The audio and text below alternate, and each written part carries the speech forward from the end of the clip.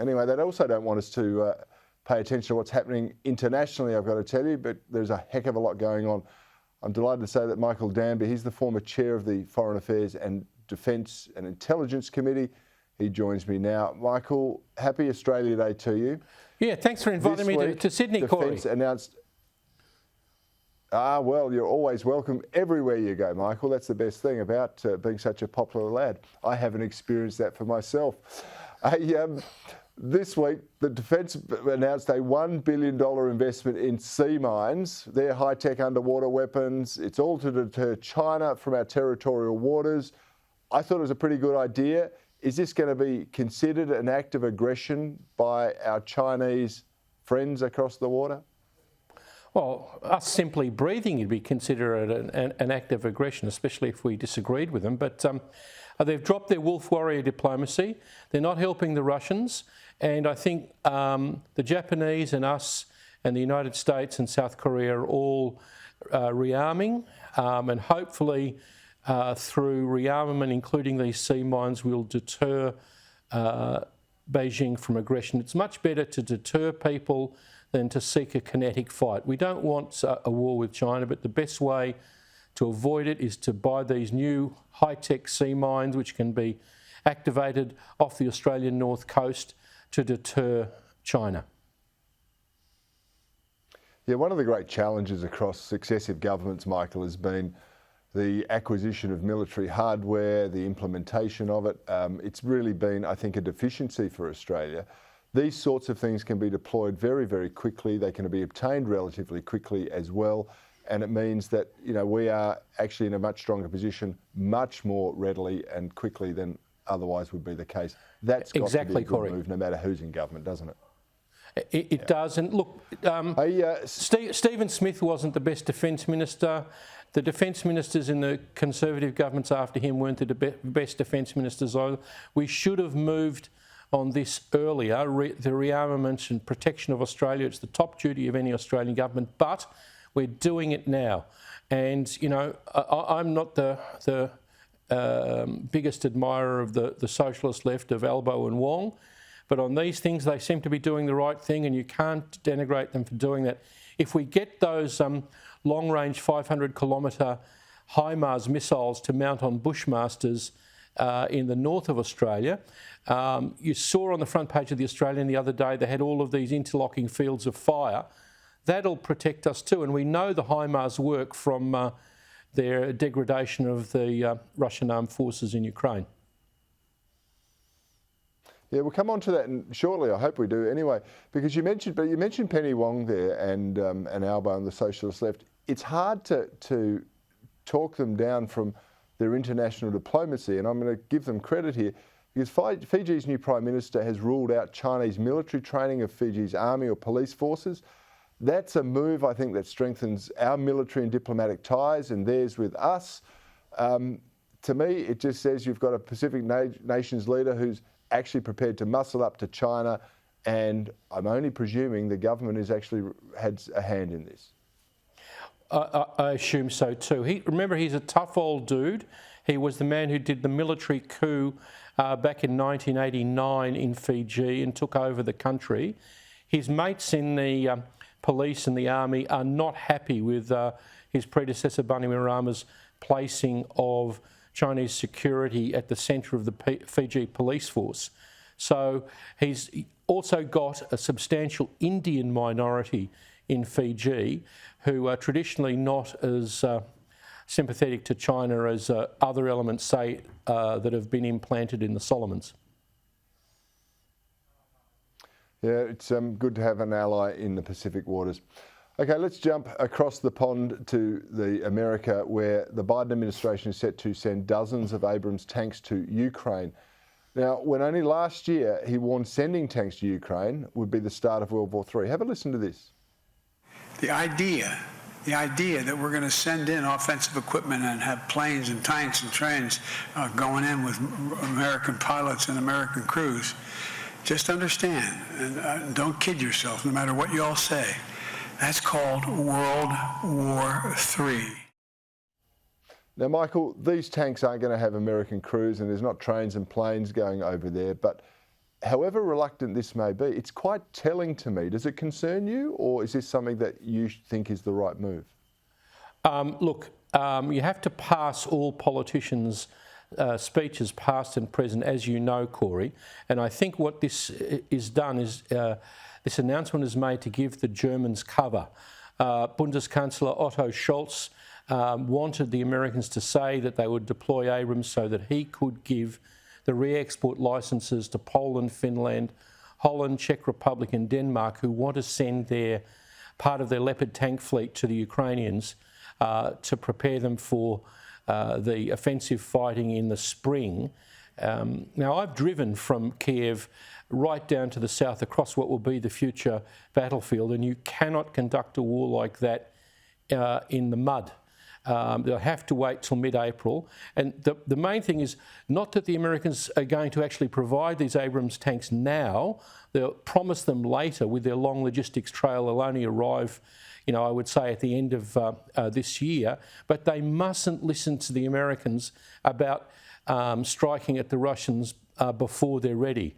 They've got to train their crews on these Leopard tanks.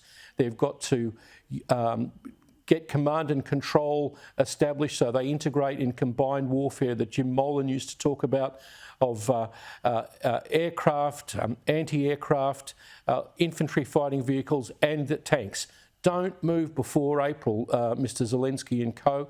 Don't listen to the Americans. I know they want to please people in the American Congress and on American TV, but you shouldn't sacrifice your military security just to please wealthy friends.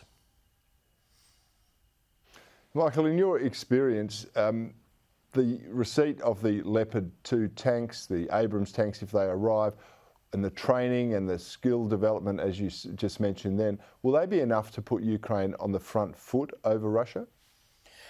Very good question, Cory. I don't think they'll seize back the whole of Ukraine as it was before 2014. But after winning the battles of Kiev, Kharkiv and Kherson, if the German tanks enable them to push south to the sea and regain control of the Sea of Azov and the Black Sea, they'll cut off the remaining part of the Russians in Kherson and Crimea. And then they can come to the peace table and say, look, we've won back most of it. You can keep those bombed out cities of the Donbass. So this is what I would say. I'm sorry, I can't speak on behalf of the Ukrainians. But what this one more successful offensive towards the south makes a peace negotiation more possible. It'll be very hard for the Ukrainians, but I would leave the Russians those cities, in depopulated cities in the Donbass that they bombed to hell. Let them repair them. Just if you can get back 95% of Ukraine, you can get back your coast so you can do your exports and do your future trade. That would be great. And you can secure really beautiful cities like Odessa. When the war's over, Cory, we should meet in Odessa for a coffee. Yes, it depends on who's going to be in control of it, you see, Michael, because I might not be welcome, because I've been talking about for quite some time that, we don't want to see an escalation in this war, that there needs to be a negotiated peace to satisfy the Russian side and the Ukrainian side. It seems more people are coming to that. But one of the things that's concerned me, I've got to tell you, is the risk of escalation. I mean, drawing others into it. And what do you make of this? I mean, Germany's foreign minister said the other day that NATO is now at war with Russia. Have a listen to this grab. And therefore, I've said already in the last days, yes, we have to do more to defend Ukraine. Yes, we have to do more also on tanks. But the most important and the crucial part is that we do it together and that we do not do the blame game in Europe, because we are fighting a war against Russia and not against each other. Now, Michael, in your experience, were these words deliberate, or am I misinterpreting them in some way? Because it just seems a rhetoric that's designed to inflame the Russians, which could see even greater escalation. But Cory, look at the upside. Have you ever heard an Australian Green speak like that in defence of Australia? Have you ever heard them speak like that with regards to Beijing and its aggressive military moves? I wish we could bottle that woman and bring her over here and pour them all over Lydia Thorpe and Jordan Steele or whatever his name is. They're all pro-Beijing. No, look, I agree with you, you have to be careful. No men, no armed forces of Germany or the United States in Ukraine. But the Russians have been saying for months that they're fighting NATO. Look, one speech from the German foreign minister, so ironic that the German Greens are the most militant supporters of Ukraine in the ruling German coalition. It's a strange world that this conflict has begat, and there are some positive elements to it too. We have to be careful. I'm inching towards you, Cory. I think the Ukrainians might negotiate if they can seize back that land corridor between Zaporizhia and Kherson. I don't think they'll get Crimea back immediately. And as I said, I would leave the Russians the ruined, devastated, destroyed Donbass. Let them fix it up. All right, well, maybe we'll come together at some point pretty soon, Michael. That coffee in Odessa is looking good. Before I let you go, it could be. We might go on a global tour of coffee to hotspots around the world. Hey, what do you make of this? Sweden's plans to join NATO have actually hit a roadblock because the Turkish president has told the country they should not expect Turkey's backing after a Swedish MP burned a copy of the Quran in Stockholm recently. Now, we know that any country can veto another NATO membership application. So do you reckon this is the actual end of it, and is it justified? I don't believe in burning churches or burning holy books, and we should just exercise common sense with regard to those things. But Sweden and Finland must be parts of NATO if we're going to have the finances and fighting wherewithal to make sure that Russia doesn't go any further. We're sending a strong message to Beijing. Every day the Ukrainians are in the field fighting avoids a further war in Taiwan, in my view. So I think the Turks will have to be gotten around somehow. It's an incredible, they're the ones who didn't get the American aircraft because they bought the Soviet anti-aircraft system. They wanted to have both at the same time. Erdogan's regime is, not at all like Sweden. It's a country that has arrested all of its judges, armed forces, journalists. I wish there was more outcry over that. I mean, on the ABC, you'll get every poor Palestinian who has his knee injured in some Casbah in Jenin, but the mass brutality all over Turkey, which gives an insight into why they're so anti-Swedish, not reported at all.